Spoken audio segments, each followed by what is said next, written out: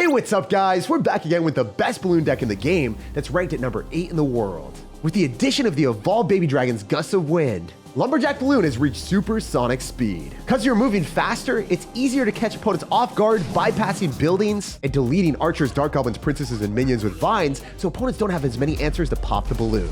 Meanwhile, opponents will be miserable mashing their way into guards, zappies, and vines. It's time to assert dominance with Super Speedy Balloon. Thanks to Heroes of History for sponsoring the video today. Launched late last year, Heroes of History is a fresh strategic mobile RPG worth exploring. Build a powerful squad of legendary heroes like Cleopatra, Tesla, and Sun Tzu. Master synergy with hero classes, relics, equipment, and upgrades to win tough battles. And enjoy 5+ PvP modes, arenas, and alliance-based treasure hunts. There's fresh hero drops every month, so there's always something to collect and spice up strategy. And you don't want to miss out on the new first anniversary event. Expect a festive atmosphere and lots of in-game events and activities. It's a big in-game celebration. Earn exclusive, powerful 4- and 5-star heroes. Players must unlock the prosperity technology at the very end of the Bronze Age to participate in the season. Some of my favorite 5-star heroes are Blackbeard, Thomas Jefferson, and Alexander the Great. And there's tons of awesome 4-star heroes too. Unlock them by completing various tasks that earn you arcane antimatter, which lets you try your luck on the time portal. Download Heroes of History using the QR code or my link in the description of the video. And use promo code 1YearStart for 1 legendary antimatter, a pack of food, and scrolls. Don't forget to subscribe to the channel so you never miss out on any of the daily videos. And big balloon love to everyone that's using creator code SirTag, making the high effort editing possible. All right, bro's got Heal Spirit in the banner, and he's got a banned clan. So whenever your clan gets banned, you get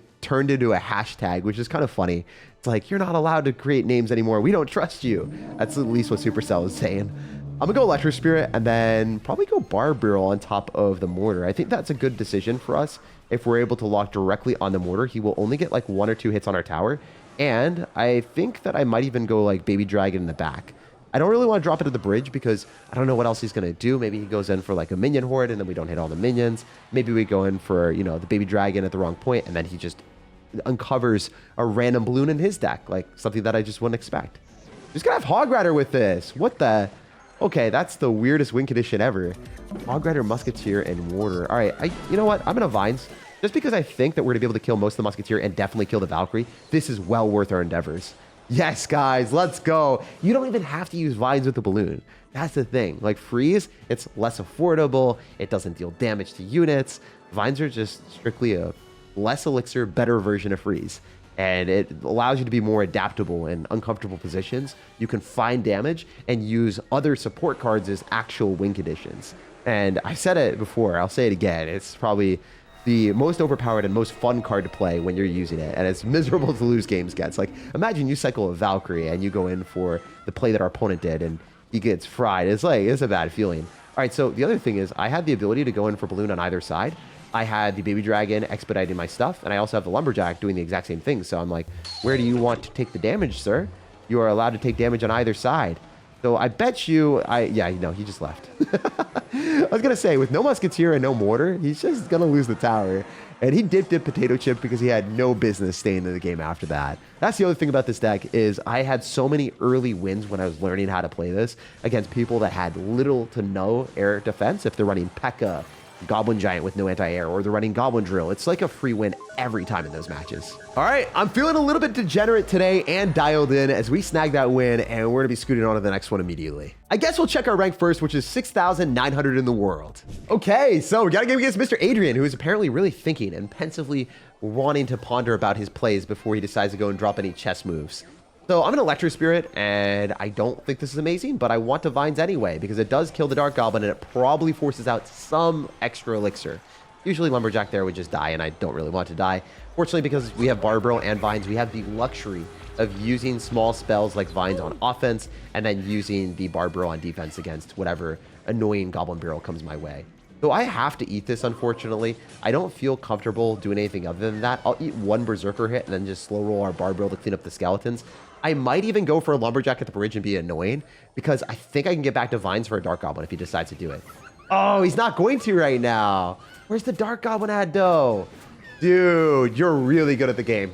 You knew what I was going to do, and you predicted it, and I hate that. I hate that for me.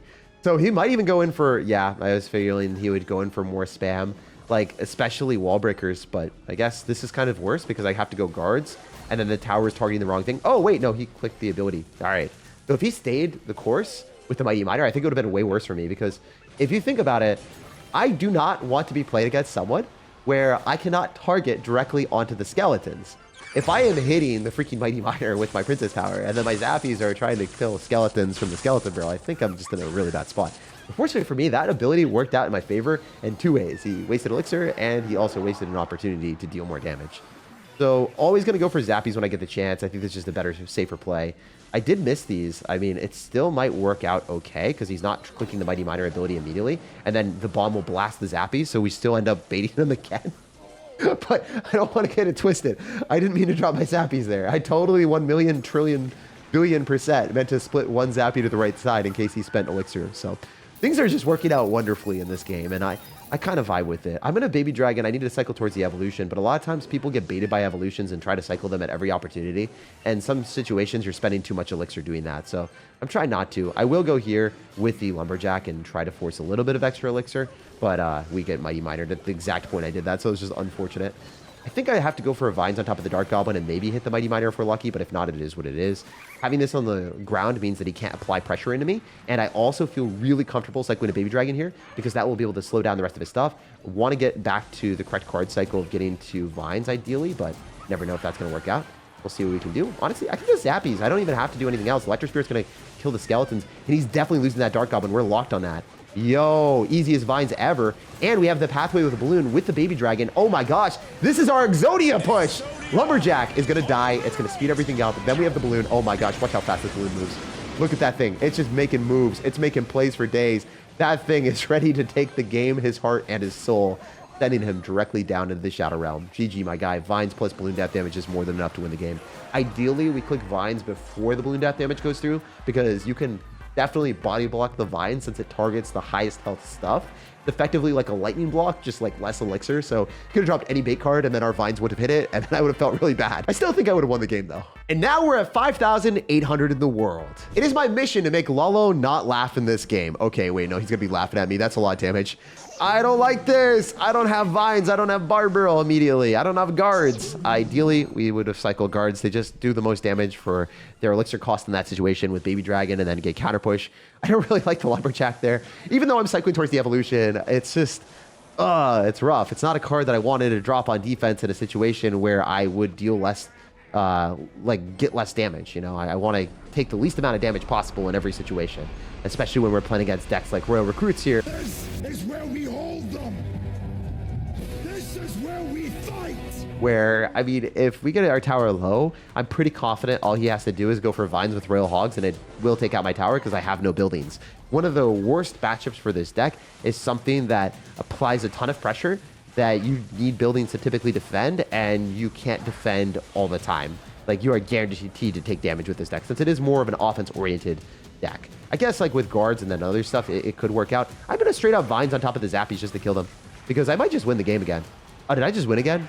Oh, well, that's a thing, guys. Games just be going overtime sometimes when you run cycle decks, but when you're running a more offense-oriented deck like this one, it doesn't really matter if they don't have an anti-air answer. The game's just immediately over. You do that little check, you see if they have the defense. If they don't, they get checked out of the match. A few speedy balloons later. So it seems like this guy is extremely aggravated by me. He is continuously dropping the clown emote and then just all winning at every opportunity. And I think I'm going to 3-crown him despite him playing. Yeah, he's so angry. It devastates Royal Recruits players to lose to this type of deck, because if you get a Baby Dragon plus Vines, their Zappies are all wrapped up as a present for you, while you take the tower and leave them with nothing. Crazy how quick we're pushing up to 5,000 in the world. Okay, so this guy is a top 500 player. So again, we are playing against good players only today. Hopefully the guards are able to go and poke and prod and finish off those wall breakers. If you drop them fast enough, you're able to split them up and drop the Goblin Gang as well and counter wall breakers, and it feels good. It is different being able to hit up the guards and get a decent trade against wall breakers, because usually you have to spend Elixir on both sides and you're looking at yourself and you're like, this game sucks. Why do I have to spend so much to counter a 2 Elixir card? And fortunately for us, that is not the deficit that we're running today. I'm going to Electro Spirit and hopefully jump onto his stuff. Perfect Electro Spirit timing, so the Dark Goblin did not end up killing it. He actually said well played, because he recognized that timing is difficult to do. If you drop your Ice Spirit or Electro Spirit, oftentimes the Dark Goblin will just straight up kill it. think we want to go in for vines here and then go in for guards. And if you guys don't know this, number one, the guards are going to outrange the Valkyrie. So the Valkyrie only hits one guard at a time, which is awesome. But number two, we got so much damage with that balloon. Let's go. I love the fact that he's saying well played. I don't think it's sarcastic. I think he's actually impressed by my mechanics there. Or maybe, no, it's sarcastic. It's definitely sarcastic. There's so many well played guys that it has to be sarcastic. Oh, man, I was proud of myself. And now I'm like, now I'm questioning myself. Should I be proud of myself? I don't know. Anyway, we're going to go Barbell here. And I don't know. You guys let me know down in the comment section. Do you find that Ice Spirit or Electric Spirit placement hard to do? I do. I also think that he's going to be very upset here in a second if I get up good vines. Every single play that we've been doing this game has been fire, guys. This Electric Spirit hopefully stuns the Berserker too. I mean, this matchup has to be bad. This has to be like a giga bad matchup. Bro is Cannoneer with vines and also a Goblin Hut and a Dark Goblin. So he's like giga good matchup. So I'd love to win this one. I don't think it's like super easy or anything like that. Oh, I messed up. I do think that hits. Yeah, I should have went guards directly on top of the wall breakers and then bar barreled on top of the Goblin Barrel. And then that would have been the best possible play, but it is what it is. Oh man, I really want to beat this guy because I think he's going to be super giga tilted. Out of all the people that we could play in Clash, I think he would be the most tilted player. All right, so we're going to use Zappies and hopefully the Fire Spirit doesn't jump, and it doesn't. Very cool. We're going to go Baby Dragon in the back and get that oriented more so in the middle. And we're going to get ready with solid vines on top of the Dark Goblin just to kill it. Maybe go for Lumberjack Balloon and just all in because this isn't going to do as much damage as he's hoping. And I think I can win if I just spam enough. Because I have double evolutions, and he just is obviously running a really, really annoying matchup for us, so I have to get an advantage from an elixir advantage, and if I eat the damage, I should straight up win the game.